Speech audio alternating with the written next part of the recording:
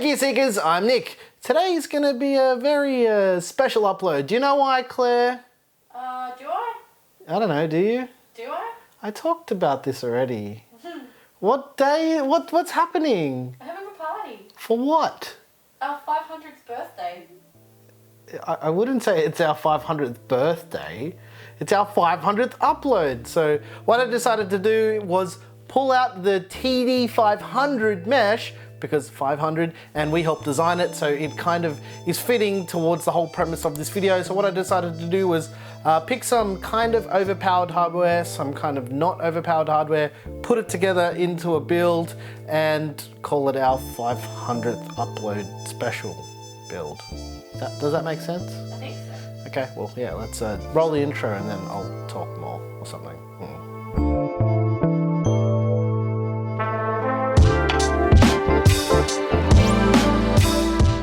Now these builds in these cases are not reviews, they're basically showcases to inspire you guys to build beautiful PCs of your own. And basically the idea for this was I wanted to build a 3rd gen Threadripper system with kind of parts from vendors that have been supporting us since we started the channel, because we've been on YouTube for about 2 years and we've had a lot of help from vendors getting parts and all that stuff. I mean, we're still a small channel, so it has been a very difficult path to navigate, but yeah, it's been really good and I wanted to just show the love. So what we're doing is we're going to be building it in a case that we helped design, the Cooler Master TD500 mesh. We're going to put a 3rd gen Threadripper in it and we're going to do like a bunch of stuff. So I'm just going to stop talking and yeah, this isn't a review. This isn't a review. This isn't a review. Claire, guess what? What? It's not a review. Not a review. Okay, because we've already done that and that's up there. But other than that, let's do a build because that's what you're here for. 500 uploads.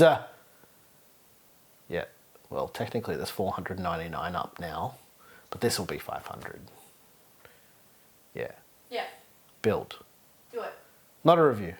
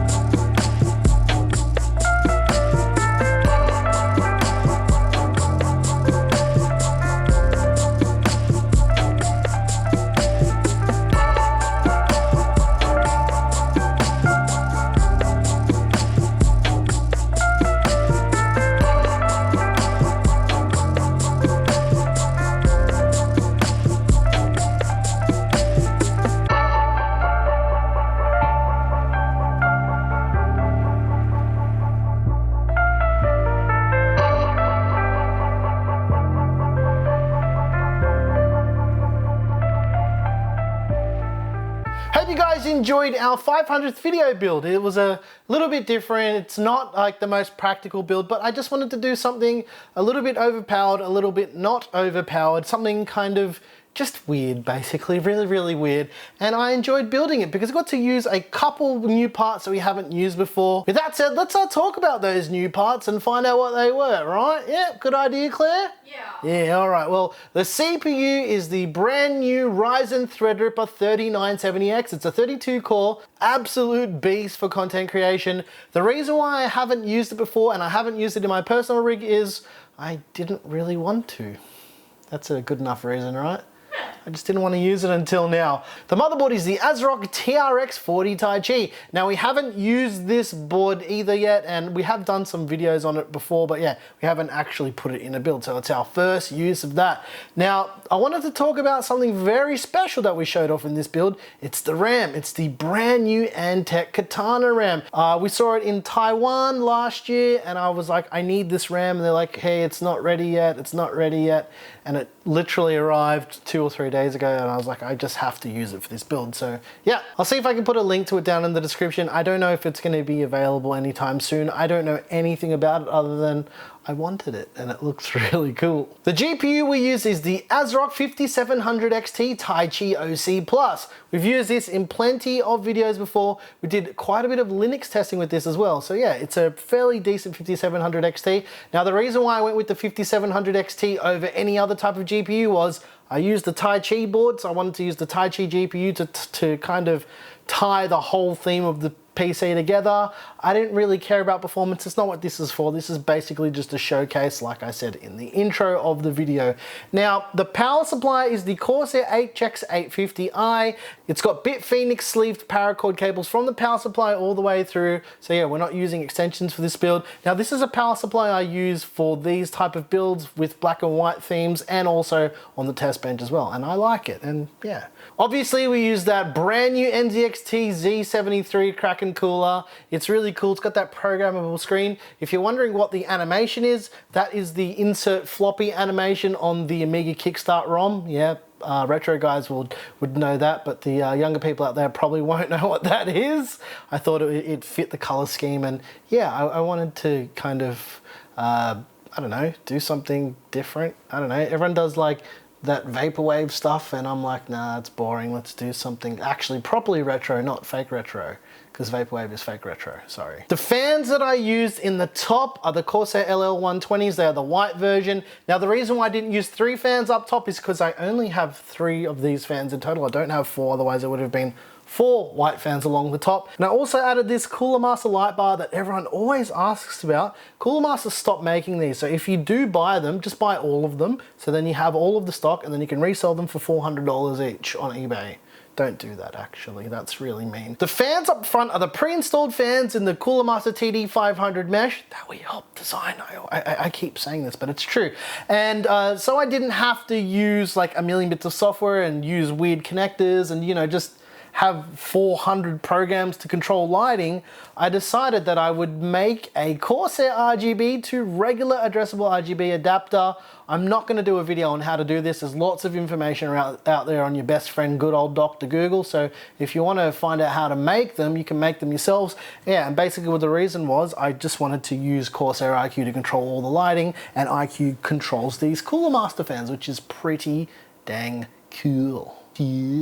They're so cool. All of the lighting in this build is controllable in Corsair iQ. The reason why I wanted to do this is, and it's for a very simple reason, iQ is one of the only RGB bits of software that allows you to control each individual LED, and all you need to do is find a fan or a bit of lighting with the same amount of LEDs in it that what you connect to it, and then you can actually control all the lighting individually. So yeah, it's all done in iQ, and you know in iQ when you can select the lights and do the colors and all the things, yeah, this is how this is all done. I think, and with that, I think I'm all done too, Claire. Yeah, because we're not doing benchmarks because it's just a showcase. People are going to complain about it. They're gonna come Not a review. anyway. Hey, guess what, Claire? What? Not a review. Guess why? Because we've already done it. Okay. Why did we already do it? Because we already did it. Because we already did it. Not a review. Go look at the other video. Yeah, go look at the other video. I'll put a link to that up there somewhere. Not a review. We've already done them. Go All the look at thermals are there too. Not a review. What else do I need to say? Go look at the other video. Not a review. You need to say goodbye. I don't want to say goodbye yet because people are going to ask where we get the music from. We get it from the magical mind of Nicholas Cole, the Jedi Master. That's right, I make all the music here, and if you want it, you can check out our Patreon. There is a link to that down below. But it's time to go. Hey, Yeah? see ya. All right, if you like the video, please like and subscribe. Consider hitting that join button if you really want a cool little Gear Seekers name next to your name on Facebook, Instagram, YouTube. Someone asked the other day, they're like, hey, how do I get the Gear Seekers logo next to my name? I'm like, click the join button, and that's how you do it. Literally, there's actually been quite a few comments. How do I get the cool little Gear Seekers logo? You click the join button so you can flex on all the haters. Yeah, that's basically how you do it. And yeah, or you can come and join us on Floatplane, which is a cool little platform designed by Linus Media Group and Floatplane Media Group. And yeah, we're also there. We're the only Australian creators on there for now. So come and join us. Come say hi. And you get early access to all of our content. It all still comes to YouTube anyway, but yeah, early access is good. Paywalls. Everybody loves a good old paywall. It's like getting DLC for Gear Seekers. It's such a sellout. Except that, yeah, apparently I'm a sellout for doing it. Such a sellout for trying to pay your rent and live your life. How dare you be human and need to pay for food and necessities. While saying that, I just wanted to thank all of you guys as well. This is our 500th public video on the channel. We've actually made more than 500 videos. We've deleted quite a few older videos, but yeah. Well, there's actually 500 videos purposely made for the Gear Seekers channel because some of the stuff was uploads from my old channel. But yeah, 500 videos is pretty good. And lots of people that are nice about it. Yeah, you guys are pretty cool. Also, we've got a new Discord coming soon too, but we'll talk about that in another video coming soon.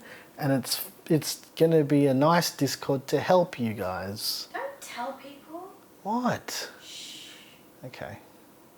Not tell them anything? Maybe tell them a little bit. All right, well anyway, hope you enjoyed this build. It was fun. It's gonna get torn down. There'll probably be a tear down in the next few days, so keep your eyes and ears glued to the YouTubes, and thanks for watching. Not a review. Now let's make another 500 videos. That.